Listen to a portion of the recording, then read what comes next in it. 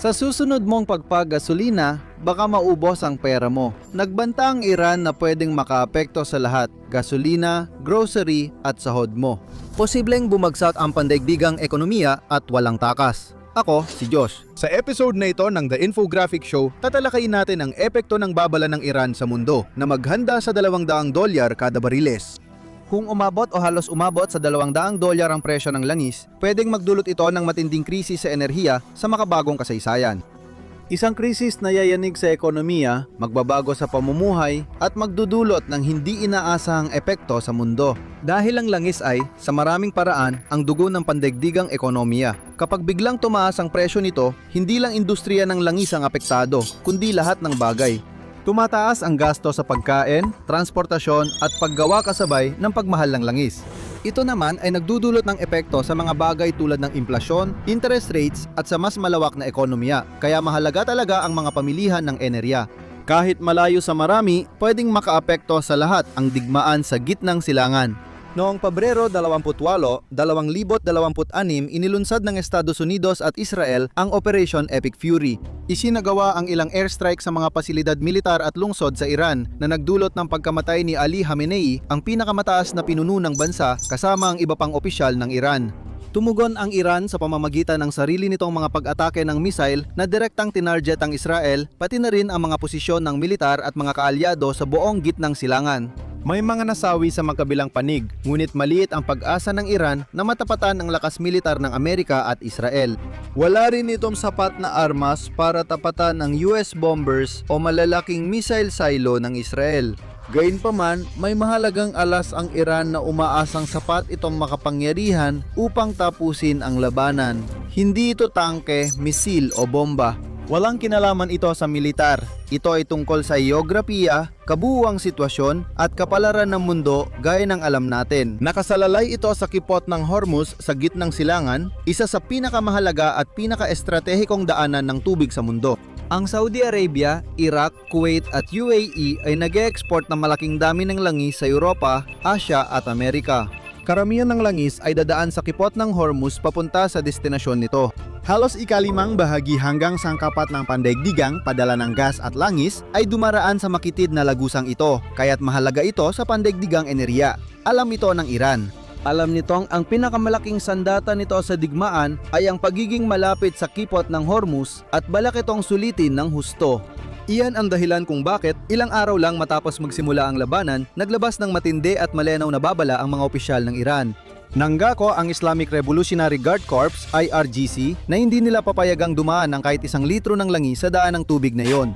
Ayon sa tagapagsalita ng IRGC, anumang barkong nasa lugar at may kaugnayan sa US, Israel o mga kaalyado nila ay lehitimong target. Sabi pa niya, hindi ninyo kayang artipisyal na pababain ang presyo ng langis. Maasahan ninyong aabot ito sa $200 kada bariles. Ang presyo ng langis ay nakasalalay sa seguridad ng rehiyon at kayo ang sanhi ng kaguluhan. Karaniwang nagbibigay ng matitinding pahayag at banta ang mga bansa tuwing digmaan. Idinisenyo ito para takutin ang mga kaaway o pilitin silang umatras. Ngunit ngayon, hindi ito walang basehan o hungkag na banta. Malinaw na handa at kayang tuparin ng Iran ang pangako nila, pinatunayan na ito sa kanilang mga ginawa. Nadiskubre na ang bansa ay nagpadala ng mga barkong panglatag ng mina at naglagay ng 12-12 ng nakamamatay na pampasabog sa kipot, pinuno ang tubig ng mga delikadong pampasabog. Ayon sa mga ulat ng intelihensya, ang dating ligtas at kapaki-pakinabang na daanan ay naging isang tunay na patibong ng kamatayan. Meron pang barko ang Iran na kayang maglagay ng daan-daang mina sa buong kipot kung gugustuhin nila.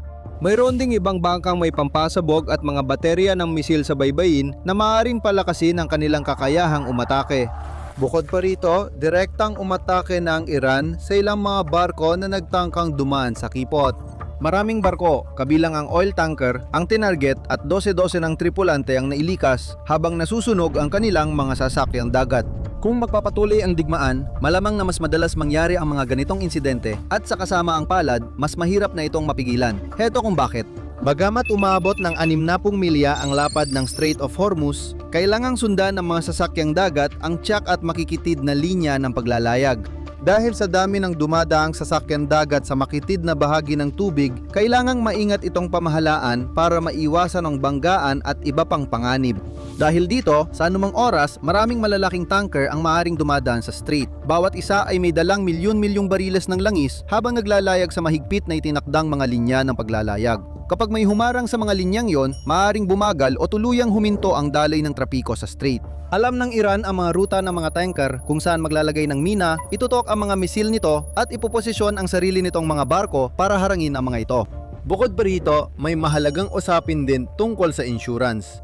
Umaasa ang mga kumpanya ng pagpapadala sa mga insurance provider para masaklaw ang kanilang mga barko habang naglalayag ang mga ito sa buong mundo, lalo na sa mga mapanganib na lugar, gaya ng Strait of Hormuz. Tuwing may krisis sa geopolitika at tumitindi ang tensyon, biglang sumisirit ang mga insurance premium. Hindi lang iyon, may ilang insurance provider na nagdedesisyon na masyadong malaki ang panganib, kaya tumatanggi silang magbigay ng anumang uri ng coverage. Kung hindi nila maipa-insure ang kanilang mga tanker, hindi nila ipapadala ang kanilang mga tanker sa kipot.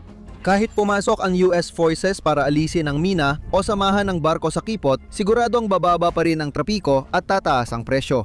Para sa maraming kumpanya ng pagpapadala, masyadong malaki ang panganib ng pagpapadala ng napakahalagang mga tanker sa isang napakadelikado at mapanganib na daanan. Kaya mabilis tumaas ang presyo ng langis nang magsimula ang digmaan. Lumampas ito sa 70, 80, 90 at umabot ng $110 noong unang bahagi ng Marso.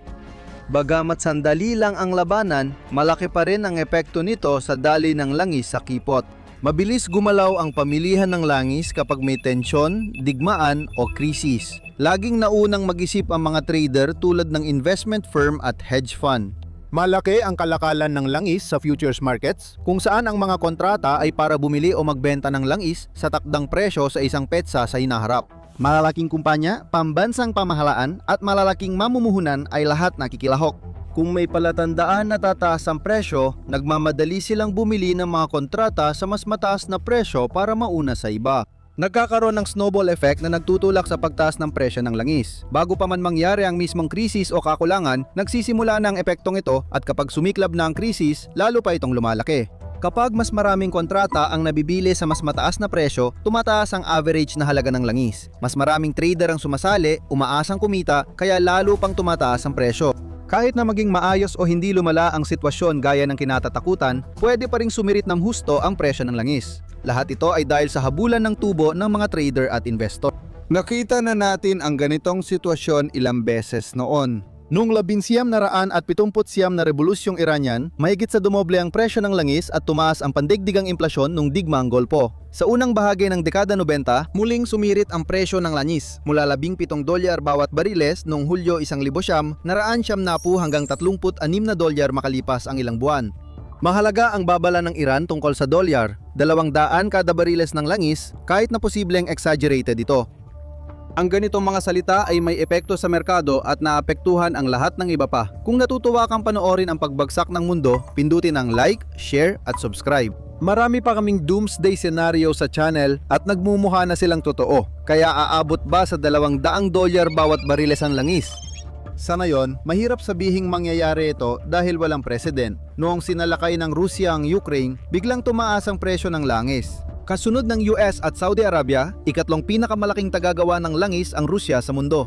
Noon, halos $139 lang ang pinakamataas na presyo kada bariles, malayo sa $200.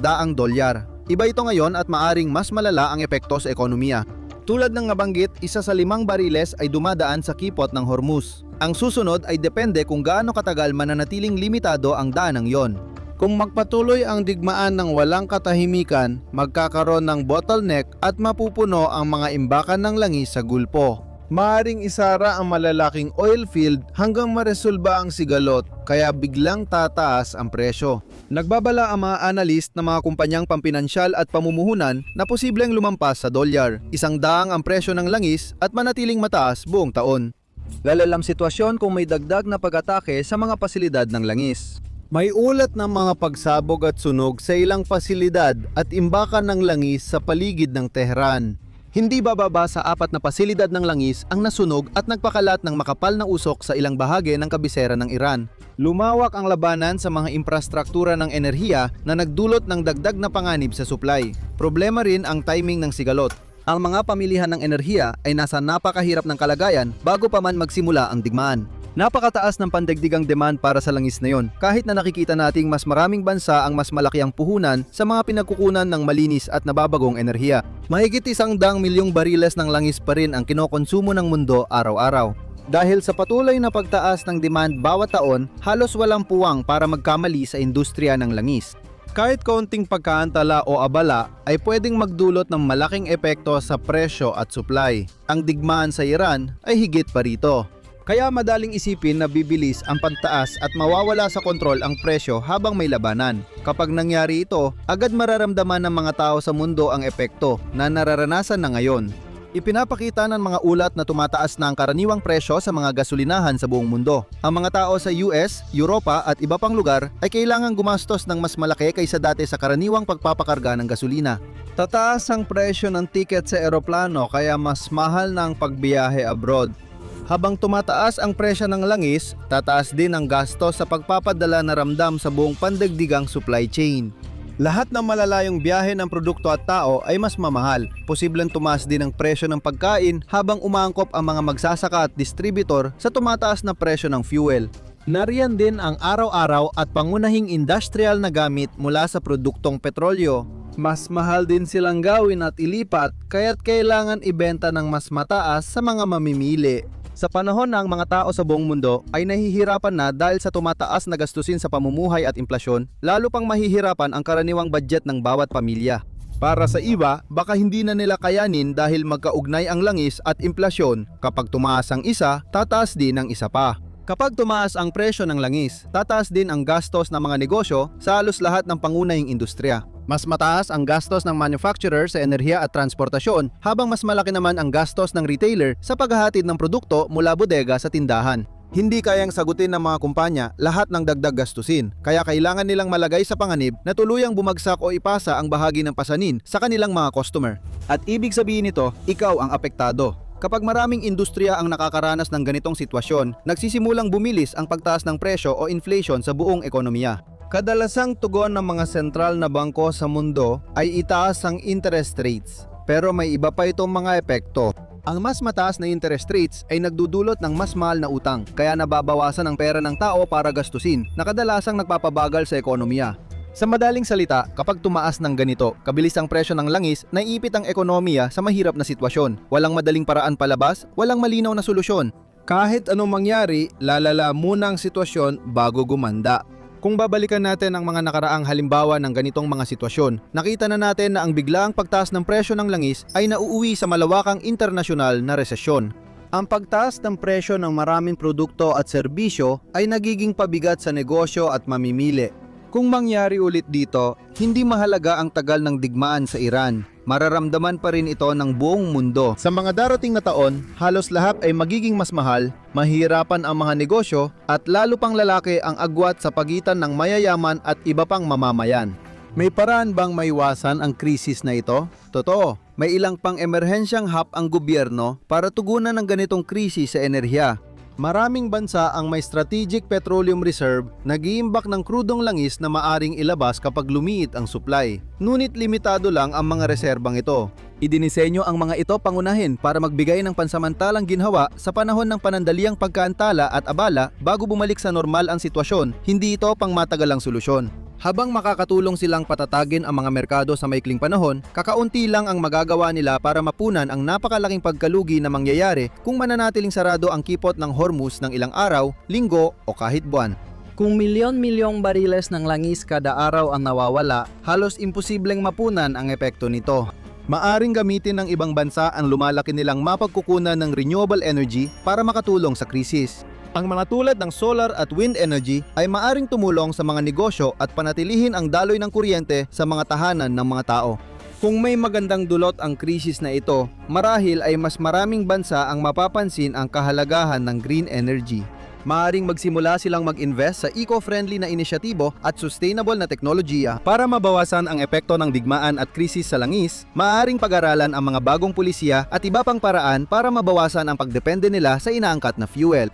Kapag dumating ang susunod na krisis, hindi na nila mararamdaman ang matinding epekto gaya ng nararanasan nila ngayon. Pero, gaya ng nabanggit kanina, ipinapakita ng datos na napakalaki pa rin ang demand sa langis. Walang sapat na berdeng enerhiya para tumbasan ang ganitong laki ng abala sa supply ng langis sa mundo. Kaya sa ngayon, lahat ng palatandaan ay nagpapakita na hindi lang magpapatuloy ang krisis na ito, kundi malamang ay lalala pa habang tumatagal ang sigalot.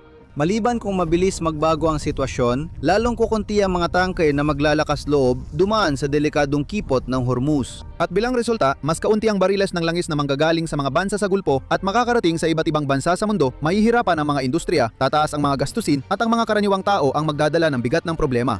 Ang mundo ay nasa bingit ng isang hindi pa nararanasang krisis sa ekonomiya at bagamat maaring may oras pa para pigilan ito, mabilis nang nagsasara ang pagkakataon. Kung walang agarang pagbabago, maaring maging napakalubha ng mga kahihinatnan. Maaring tuloy-tuloy nang humarap ang mundo sa isang realidad na dati naiisip lamang natin. Panurin ang, ito ang mangyayari kapag naubos ang langis sa mundo para makitang katotohanan o i-click ang video na ito.